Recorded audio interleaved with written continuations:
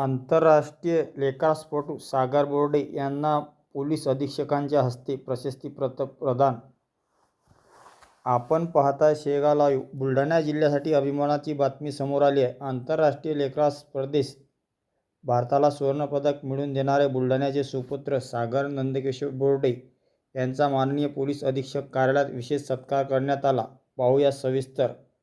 बुलढाणा जिल्ह्याचे आंतरराष्ट्रीय लेक्रास खेळाडू तथा भारतीय संघाचे सुवर्णपदक विजेते सागर नंदकिशोर बोर्डे यांना त्यांच्या उल्लेखनीय क्रीडा कामगिरीबद्दल माननीय पोलीस अधीक्षकांनी विशेष निमंत्रित करून पोलीस अधीक्षक कार्यालयात सत्कार केला.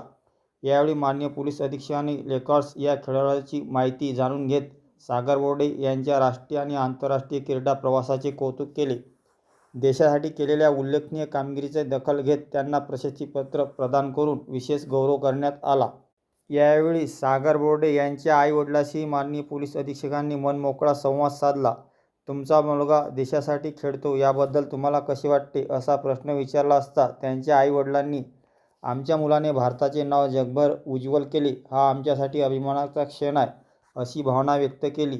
याप्रसंगी पोलीस अधीक्षकांनी सागर बोर्डे यांना पुढील वाटचालीसाठी शुभेच्छा देत भविष्यात आणखी मोठे यश मिळवून देश, राज्य आणि बुलढाणा जिल्ह्याचे नाव अधिक उंचावावे अशी अपेक्षा व्यक्त केली.